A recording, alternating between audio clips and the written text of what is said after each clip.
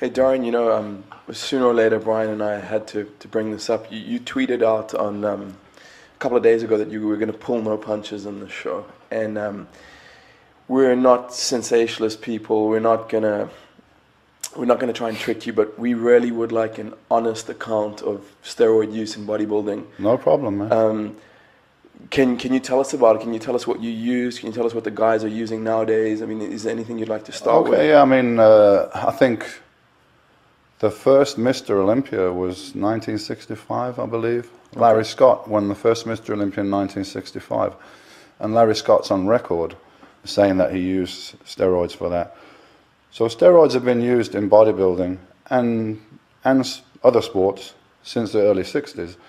One of the earliest steroids available is Dynabol. And this was actually produced for the US athletes. Because the Eastern Bloc had their equivalent. They had their equivalent. So the US developed this, and that's pretty much how it got developed. And what are steroids, first of all, and how do they work? Steroids are derivatives of testosterone, which is a male hormone. Gives you your male characteristics, but it also has ability to build and repair tissue. So they used to give it to people, for instance, in hospital situations, if they got burns and so on, because the tissue is damaged and it needs help to repair more quickly. So that's what bodybuilders use steroids for.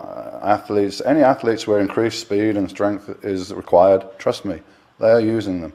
Yeah, just that bodybuilders is maybe more of a minor sport. We don't have major sponsors that we need to keep happy and all that kind of stuff. So we can be more open about it and just say, oh yeah, we use them.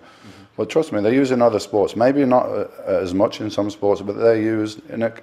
You've got people that are in a competitive sport. You've got competitive people, and they're going to do whatever is required to perform the best in their sport. So steroids are a derivative of testosterone, a male hormone. So what the scientists tried to do is minimize the masculine effects and maximize the anabolic or the repair building effects of testosterone. That's what steroids are, basically. And they've been used in bodybuilding, they've been used in track and field and American football and baseball and whatever, all these sports. They've been used since the mid-60s, early 60s. So there's nothing new under the sun here.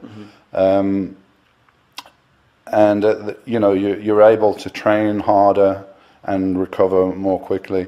I think your body gets to a point with training where to increase the response, you've got to increase the training and make it more stressful. It gets to a point where your body just kind of plateaus because it can't recover from this stress anymore. So it just plateaus because it's your body's intelligent, right?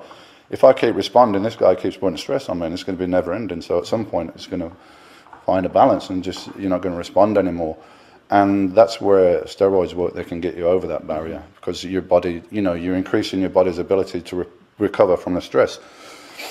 So, a lot of people look at bodybuilders and, look at these guys, they just take steroids. Because we look so different, huge muscle mass, veins, and no body fat for competition. We don't look that all the time.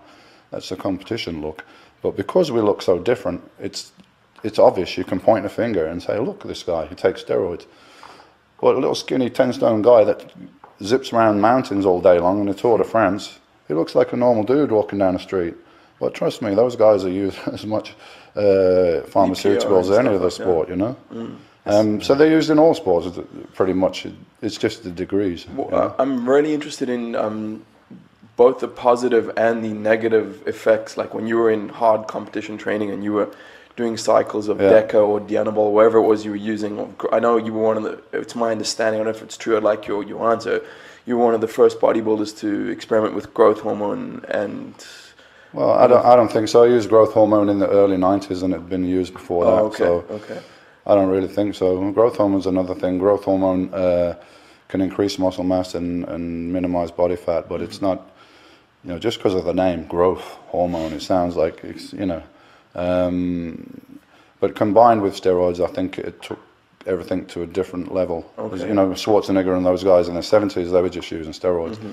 When the growth hormone came in, I think it allowed people to get, you know, to help them to get to a higher level. Perhaps it had an influence, but not huge, you know. Okay, so I mean, I'm quite interested to know, like, you're in your competition phase, you're putting this stuff in your body, and I mean, personally, I don't make any judgments on that. I think you did what you had to do to peak in your sport.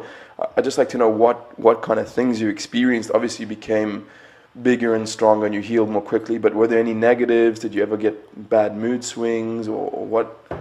You know, I guess that every drug there's negatives, but I can only speak from personal experience. For me, I took steroids on and off, you know, on and off. From when I was competing at amateur competitions, you know, British Championship level, up into professional level from 85 to 97 when I retired.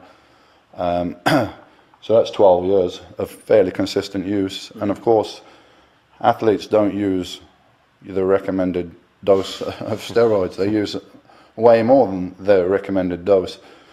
But I can say in all that period of time, I did probably get some side effects like water retention, some acne.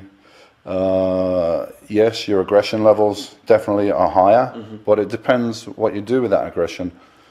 You know, I took it out, I utilized it for my training in the gym. You're more positive, you're more aggressive. That's great for training. But, you know, if you're out somewhere and you have a few pints and you're in a club or something, it's probably not a good thing, you know. And I've seen people that work in that environment, work on the doors and things like that. They get themselves into trouble, you know, because of this. But it varies again from one person to another. We all know that alcohol can make people, you know, lower their inhibitions and make them more aggressive. And, you know, one guy can have a few pints and turn into a total aggressive asshole. Somebody else could be totally chilled, you know, so it depends on the individual. Because, you know, the mainstream media would have us believe that, you know, you say you cycled steroids for 12 years, and I mean, you should have like a horn growing out of your forehead now, you know, but you look like a relatively healthy guy. You look better than my dad did when he was 50. I got to say, of any pharmaceutical drugs that you could take for 12 years, way over the dosage that's recommended, that's going to be a very mild drug. I mean, this is a hormone, you know. I've got a friend who is now looking at a kidney transplant, and because he destroyed both of his kidneys. And he's a bodybuilder, and I asked him, no, it wasn't through steroids. I don't know anybody that's had, you know, you'd have to really, really super abuse it and take the piss before you'd get anything severe side effects. This guy is talking about having a kidney transplant and losing his kidneys because he took Nurofen. And Nurofen is an over-the-counter drug. You know, if you get a bottle of aspirin from the pharmacy now and drink that and take a whole bottle of aspirin, it'll burn through your stomach line and you'll die. You know, Nurofen, this destroyed the guy's kidneys. And these are things you can get over the counter, you know, so that kind of puts it in perspective a little bit, I think. So hypothetical scenario, you mentioned you have a son. He came to you and said, Dad, like, I'm thinking of doing a cycle. I mean, you'd be cool with that?